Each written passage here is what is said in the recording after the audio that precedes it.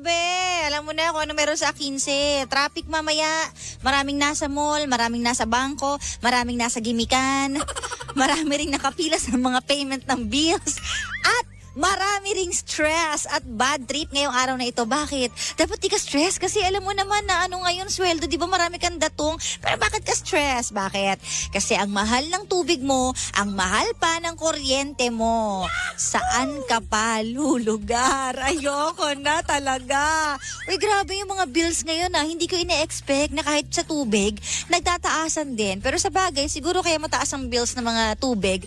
Kasi syempre, 3 times na tayo maligo dahil sa init, di ba? Alam mo yan. Hinay-hinay lang. Hinga ng malalim. Inhale, exhale. Makakaraos din tayo sa mga bayarin. Lalo na sa mga nagta-times 2 na bayarin. At actually, hindi lang times 2 Times 3, times 4 yung itinataas. Ang sakit-sakit na. Parang mas masakit pa yata to sa pagiging broken-hearted mo sa kanya.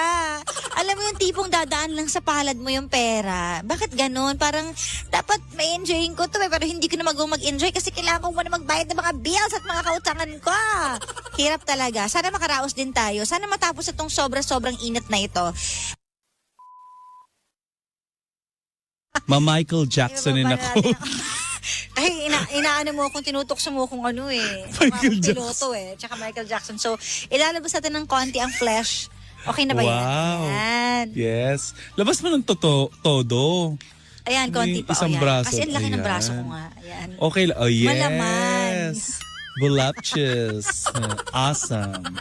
So anyway. So, how are you doing today? I'm doing good. How's your day so far? Okay naman. Alam mo, nakatulog ako 3:30 a.m. na. Bumalik na naman ako sa puyat. Sabi ko na nga ba, hindi ako Oh. Kailangan pagurin ko sarili ko. Diba sabi nga natin, dapat pag gusto mong gumanda, kailangan maaga ka natutulog. Oo. Kaya pala lately, parang haggard ka, no? Like, ew. Actually, baka nga. Patingin na ng haggard, mag-side view ko nga, parang di ako natutuwa. Ano ba yan? Ikaw kasi sobrang ganda mo Ang haba ng hair mo pa. Diba? Grabe ka Ibang level Oo naman. Ito Yeah. yung ito yung Tita Cora, ito lang yung gandang Kara sa ganda Actually. ko.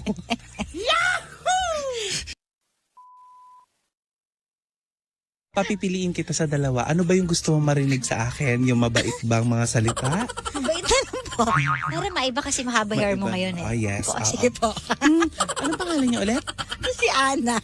Ana, grabe ka talaga sa katangahan mo, Bi. Akala ko ba mabait? Mabait. Mabait na ba Ganyan na kayo makipag-away. Yun lang kita. Grabe ka naman. Siguro. Sige. Ay, hindi. Ayan. Nilabas mo pa naman yung biceps mo. Uy, grabe ka. Kalahati na nga ng braso ko nilalabas ko. Ayan. Kasi close na close yung doors natin. Pero pag tinry natin i-open yung doors natin, makikita natin na, marami pa palang mga possibilities for me. Kailan mo huling inopen ang iyong doors? Ang doors ko? Saan? May mga nakahambalang ba sa doors mo? Baka layo na lang, papi. Kasi yung nanay ko, sa harap ng doors namin, Ano? may Bermuda grass siya. Talaga ba? Yes. So may so harang bushy.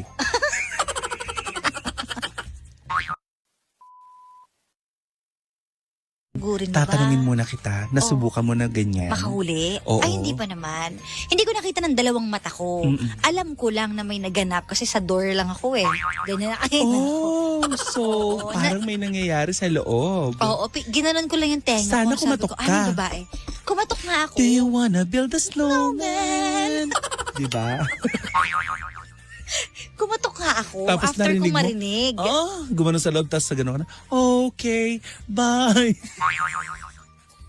Hindi kasi nagtatawanan na after. So, Oh. pwede na ako kumatok kasi baka tapos na, alam mo yon.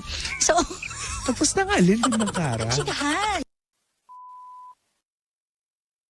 Break up na yun nangyari nun after nun. Hindi na ako pumasok. Pero ito na ngayon. Paano ka nakipag-break? Hindi nga ako yung nakipag-break Siya pa rin? Oh. Alam mo, kapal na mukha na. Oh, nakakagigil. Like, Pero alam mo, it's a good thing. Hindi ako masama ang loob. Kasi kung hindi niya ako binrake up, di kami pa rin hanggang ngayon. Kasi matyaga ako eh. So, Oo. mabuti na lang binrake upan Oo niya ako. naman. Na-open yung doors ko sa iba. Kaya ngayon, nakilala mo na si Papa. Yung kumalat yung picture ko kanina, may pinipirmahan ako, di ba? Nag-story ako eh. Ando yung pinipirmahan ko. Ano ba kayo? Hindi nyo ba alam? Chairman, kanina nag-sign ako ng contract eh. Hindi nyo alam, kinuha ko sa Viva Max. So ako. Kinuha ako sa Viva Max. Ako yung tanungan. Basta may yun, siguro magandang papel ko yun, no? Chairman, no? Pag kinuha ko sa Viva Max, no? Yun ang magandang role ko, di ba? Magtatanan niya magjowa. Tapos ako yung makakahuli sa kanila. Ako rin yung mapagtatanungan. Kuya. Nakita mo ba yung girlfriend ko? Ganun. Ha? Nandun. Yun lang ang role ko. Yun lang yung linya ko. Ha? Nandun. Hindi ko maalala, Your Honor.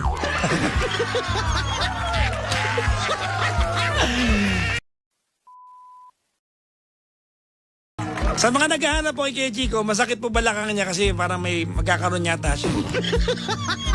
Hindi siya makalakad. Apo, parang meron siyang activity no weekend kasi hindi niya alam na ganun po yun eh, baba. First time mag-gym, nag-chest ka. Ilang araw masakit yan, hindi ka makakailod. Nag-trekking kasi siya nung weekend, hindi niya alam na sasakit yung legs niya. Tawag ko ba dyan? Puro kasi kaharutan niya kay Chico niya.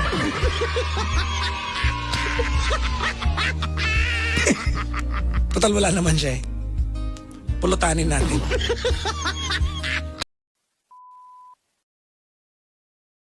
Magandang gabi po. Totoo po ba na Viva Max ka na? Oo nga. Diba?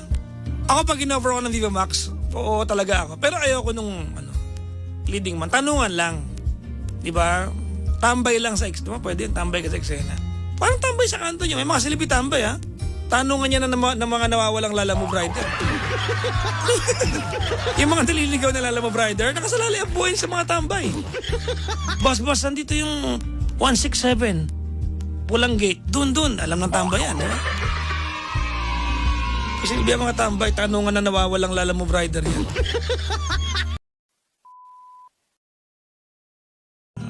Ilan sa inyong naantig sa kwento ng buhay ni Cesar at ilan na nakarelate? No? Oo. Very relatable kasi yung mga ganong kwento, di ba? Especially pag hands-on kasi maraming bagay. But then again, mga pangga, ako naniniwala ko na pag dumaan tayo sa mga painful experiences, we morph into becoming a better and stronger person. Yan ang katotohanan ng buhay. Pag dumaan ka sa mahirap at nalampasan mo, wala kang choice, lalakas ka talaga. Whether you like it or not, you're going to be stronger. Diba? Kakanta ka ng kanta ni Cher. I'm strong enough to live without you, strong enough. Alam mo yun, Chairman? Hello po sa inyo lahat. Ang dami nag-PM sa akin na nalungkot dun sa kwento ng caller natin na si Cesar. But you'll be okay. You'll be better. We are all going to be fine, mga pangga. It's only a matter of time. Naniniwala ba kayo dun? Like ko sinasabi sa inyo ito, there is no pain that's going to last forever. Totoo yan. Ulitin ko ha, para meron kayong status mamaya. Ha? Itag nyo naman ako. Ilagay nyo naman by Papa Jackson, hindi yung walang credit. Diba? There is no pain that's going to last forever. Sooner or later, inevitably, all pains that you go through right now, it's going to end. Walang pain na nagtatagal ng panghabang buhay. It's just not possible. Diba? It's either life ends or you recover from it. Diba? But you know what? Ito realization na mga panggano. You'll only appreciate light after going through darkness. Totoo yan. Di ba? Oh. Doon tayo mas basic. You're only going to appreciate food pag nagutom ka.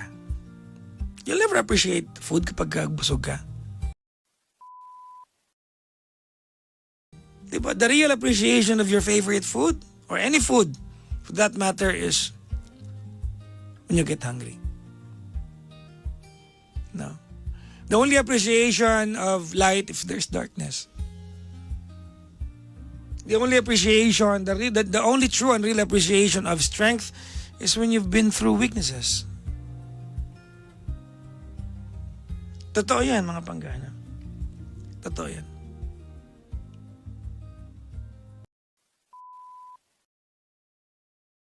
Di ba? Alam niyo mga panggana, life is a journey of conflicting and contrasting interest.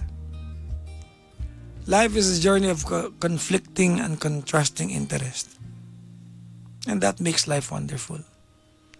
That makes life mysterious. That's the beauty of life, eh. Diba? Yung unpredictability. Nandiyan yung beauty ng buhay. The unpredictability of it. Nandiyan ang beauty ng buhay. Not knowing what's going to happen. Not being sure what's going to happen tomorrow. Diba? So you cherish your now because you don't know what's going to happen tomorrow.